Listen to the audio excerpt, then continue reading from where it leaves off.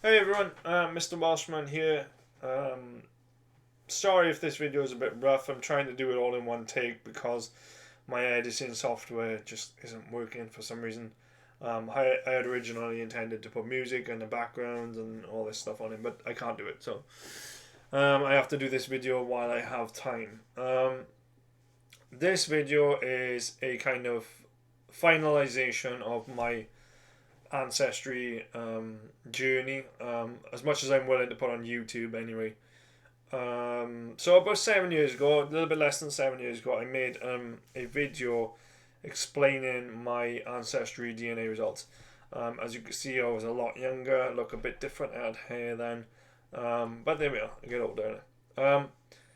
Back when I did this, I was very, very excited to get my DNA results, and I kind of wanted affirmation of a few things I'd always suspected about myself. So one of the questions I had, if you've seen this video, is that I'm blonde haired, I have blue eyes. Although my brother and sister have blue eyes, my father doesn't, and I am the only natural blonde in my family other than my auntie on my father's side. So I always had kind of questions to where that came from. I never doubted that my parents weren't my parents and or my brother and my sister weren't my true siblings. I never thought that was the case, but I just wanted to know more about myself, I guess. As far as I was able to do, I hadn't really done a family tree at this point. But as far as I was aware, my parents were born and raised in Wales. My grandparents born and raised in Wales. I knew I had one great grandfather on my mother's side from Norfolk in England, but that was as much as I knew, and I was always unsure how much genetic contribution I had from that, and I just wanted kind of answers, I guess. So I sent off for the DNA test, and these were my initial results. So I put these into pie charts, made these myself. Unfortunately, I forgot to put the percentages down, but I do have them written down here. So my initial results were 44% Great Britain, with my groups being Wales and Southern England, 30% Ireland, 20% Scandinavian, 3% Greece, Italy, 3% Belgium, France, and 1% Iberia, so that would be Spain, Portugal. When I first did the results, there was a few shocks for me. Suspected Scandinavia, but didn't expect it. Um, Italy and Greece had no clue about. Belgium, France had no clue about. Iberia didn't expect it.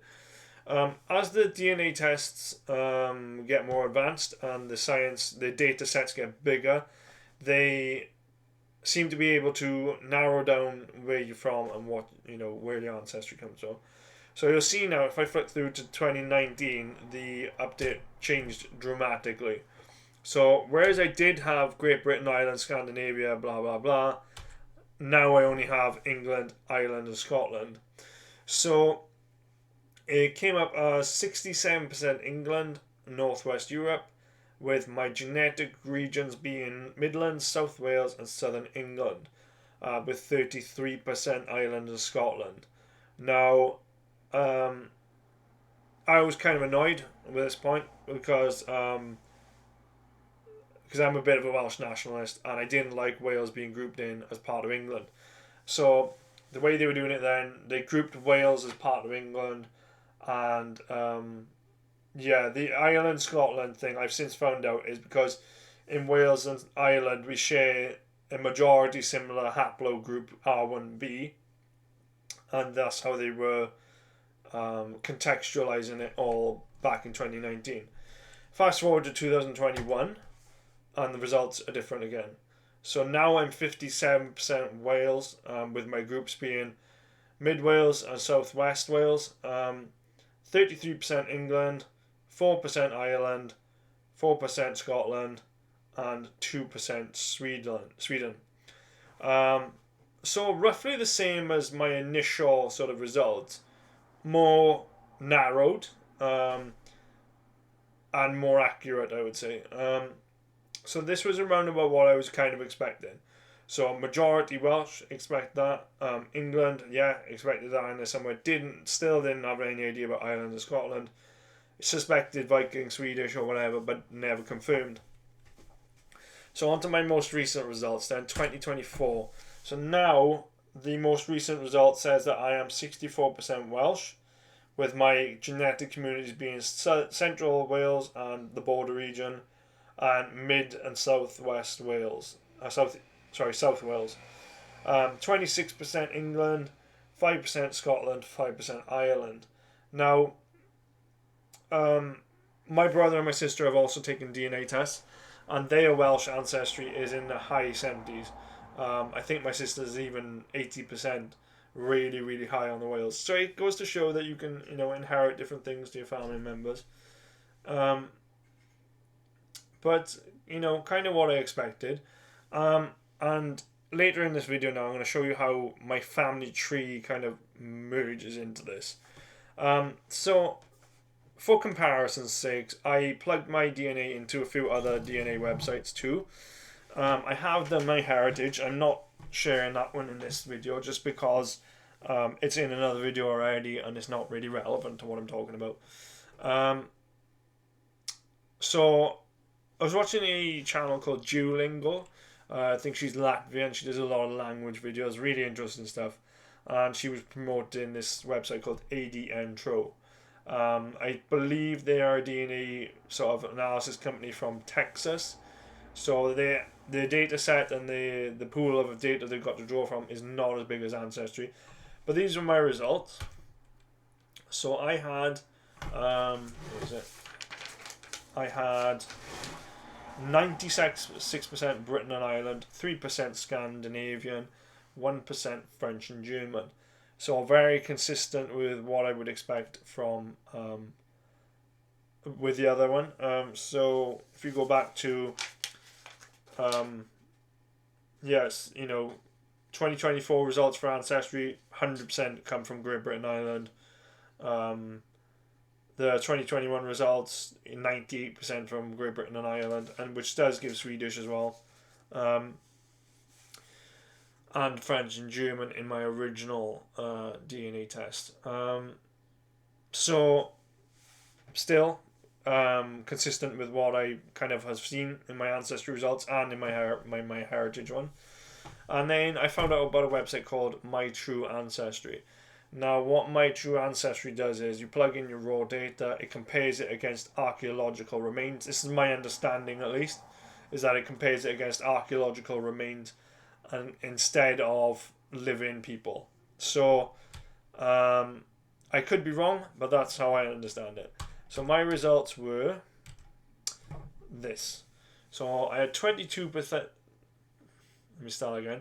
22.3% Celt, 16.4% Celtic Dalbuni, 15.8% Gael, 14.2% Celtic Briton, 7.4% Danish Viking, 5.76% Anglo-Saxon, 3.4% Frank, 2.98% Vandal, 2.91% Unetice, 2.45% Norwegian Vikings, 1.62% Longobard, 1.44% Pict, 1% Swedish Viking, 0.94% Parisi Celtic, and 0.91% Visigoth. Now, have you noticed what's not on there? There's no Welsh. None. And Welsh is a genetic community that they test for. So this was my kind of next step into really delving into my family tree and seeing, right, well, this is either completely wrong or there's something about my family tree that I don't know. So I started looking into my family tree and I have been able to go back quite far with it. So I'll just flick through some of these a minute. And on some lines of my tree, I can go back to the 1500s. So we are Robert G. Shapcott. This is my grandmother's family, who it turns out were some kind of lordship or something in Devon, a place called Knowstone. If you know it, comment it. I'd love to know more about it. So we go John Shapcott, 1518, Knowstone, Devon. My understanding is that the family lost their title and sort of their power in the English Civil War, which kind of makes sense of how I ended up a peasant, you know. Um, but yeah, going a bit more now. Now, referring back to this, the Celtic Dobuni, and the lack of Welsh, I have mapped out on Google the places where my ancestors have come from, and this is it. So, if you see there now, you'll see majority of it is in the Wales and west of Britain. And I do have some dots over here in southern Germany, eastern France, and one odd one out over here in Poland. Now,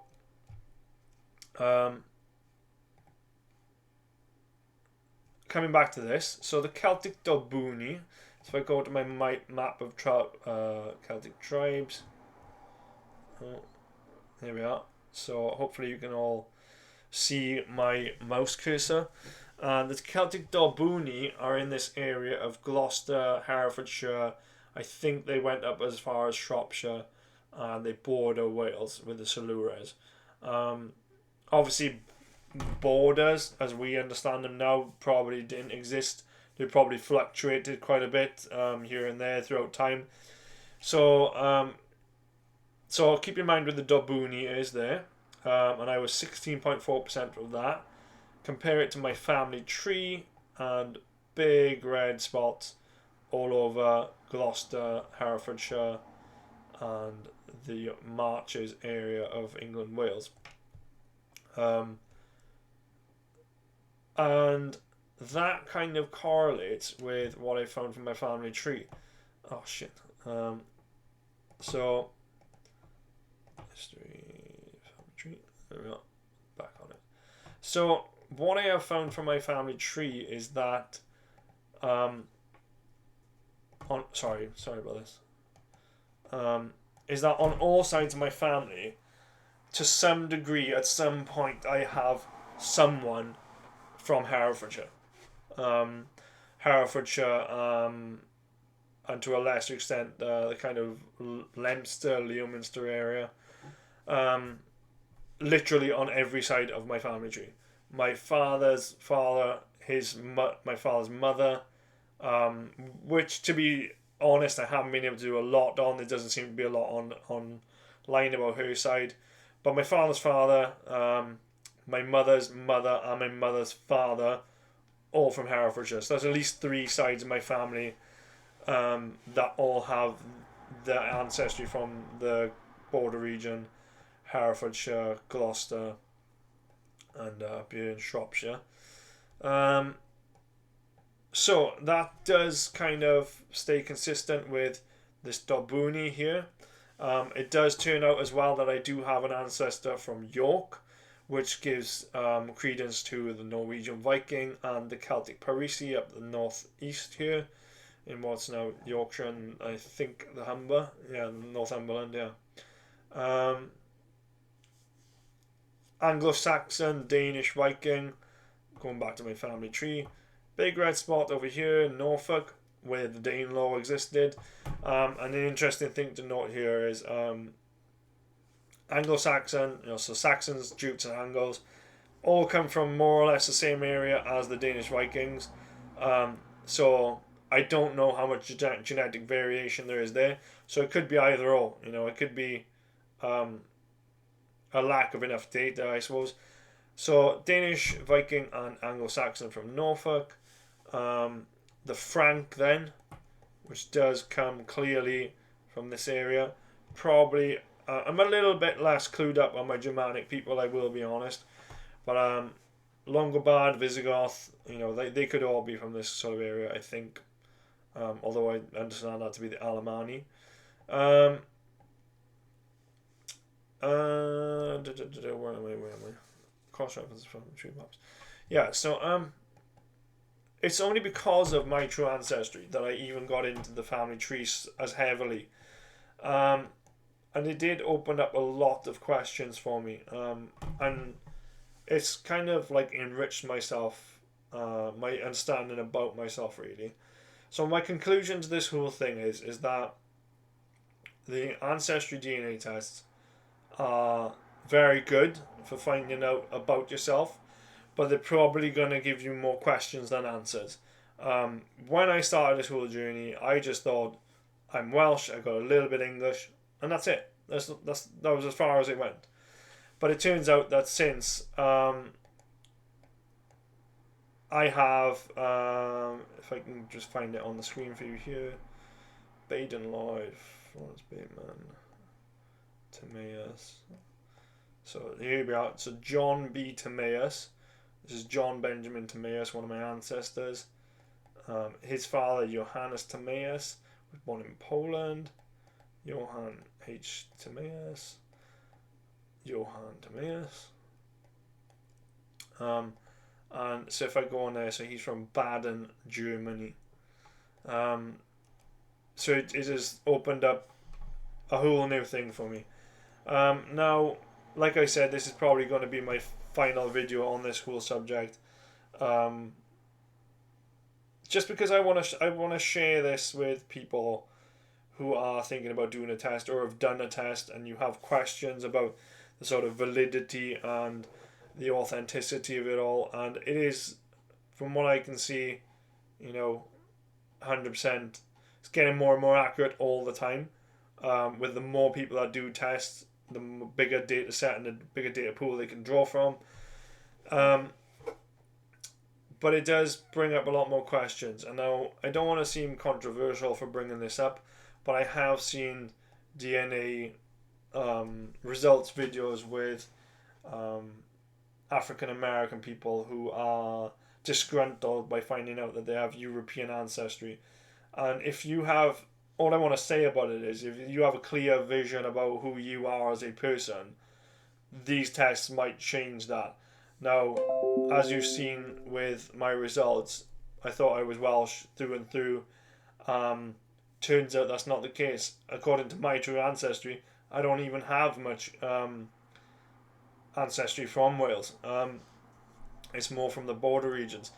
Now, one of the things I want to conclude is that what I've learned personally from how this has changed my perspective is that there is a big difference between your ancestry, your ethnicity, and your nationality, which was a not a shock, but a learning curve for me, because I had just I just always assumed that I was Welsh through and through. Ancestry wise, in modern times, in the last 200 years, apart from one ancestor, I am from Wales. My ethnicity is mixed, but my nationality still remains Welsh, and it has kind of changed how I see myself, because I sort of built my whole identity always on being Welsh, and I still do consider myself to be Welsh, and it doesn't change any of my views on me as a Welsh man, but it does change my perspective on where I've come from and my sort of story. And I suppose everyone's got a different motivation to do one of these tests, and for me, like I said, it has opened up avenues of my life that I didn't know existed. And one of the things I do plan to do with my life now is, because I've only done this through Ancestry, and it's just click, click, click, link up with other people's trees and see where things go. But I would like to get an actual genealogist or go visit the parish churches and do the research myself, and get it all kind of confirmed. But one of my ideas and plans is, I've talked about this with my family a bit, is that I would like to go and visit most of these places. Like a lot of these places in South Wales I know of anyway, because I live in South Wales. Merthyr, Pontypridd, all these Neath, Merthyr Mawr, been to pretty much most of these places at some point in my life. But the places up here in Powys that I didn't know. One thing I should say about my little map that I've done here is that all these little spots is, sometimes it's more than one person who's lived in this place for a long time. So like Llansan Fried, Cymdeidor on here. Um, I have like 5 generations plus of people living in that area as far as I can trace it back, which is like to the late 1600s. Um, so yeah, I would like to go on a little road trip and see some of these places because there's like big groups of places here. Um, like Colford and Forest of Dean and that area, which does kind of cross into Wales a little bit. But that's my kind of plan. Yeah, so like I said, my conclusion is that if you want to do one of these tests and you have an idea or a set sort of belief about who you are and what you think you are, just be careful because it could change. You know, you may find out some horrible family secret that you're not proud of. Someone illegitimate in America, I suppose you could be product of a slave owner or whatever. Just head into it with a bit of caution and an open mind, and yeah, be lucky, I guess. Um, this is the last video I plan on making about this. I want to kind of just finish by sharing the rest of this now with my family and going on my own sort of little personal journey. But I wish you all the best. I hope you got something out of this, and I'll see you in the next video. Thanks.